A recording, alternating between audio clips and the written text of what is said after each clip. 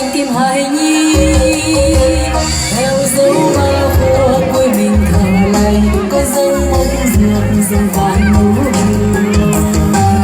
ngàn sao lấp lánh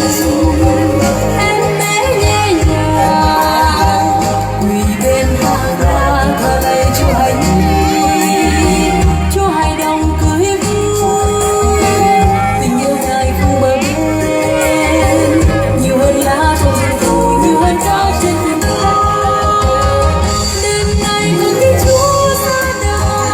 là bao dung ngăn khó vì tình yêu chân thành ngài dành cho lành ngài dành cho con đêm nay con dâng Chúa tấm lòng lòng thật thà yêu thương nhau dù buồn lần nhiều hẹn thì dâng lên ngài tấm lòng nơi anh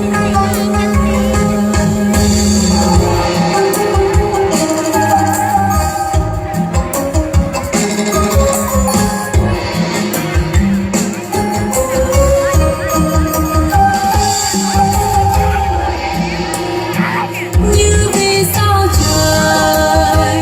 ngàn đêm sáng tỏ còn hân hoan như hoa cờ niên như hoa cờ niên đêm xa chân thành dâng là dâng về Chúa ca khúc tôn vinh cho cùng hài nhi đêm nay giang trần câu Chúa thế nhân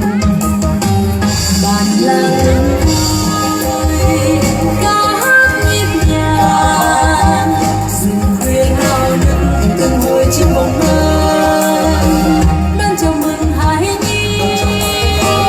con dân làng dâng nhịp múa từng hồi trống bằng rừng sao bóng hoa thiên thần ca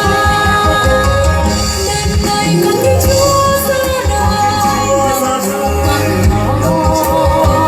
vì tình yêu chân thành ngài dành cho lòng ngài dành cho con đêm nay con dâng Chúa tấm lòng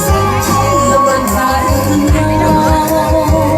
dù nàng nhiều hẹn ngài dâng lên ngài tấm lòng nơi anh đêm nay con tin Chúa ra đời là bao ngăn khó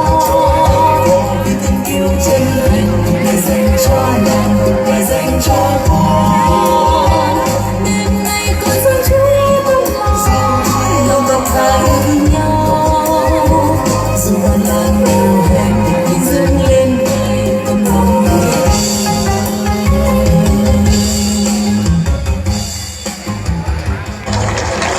anh. Vâng.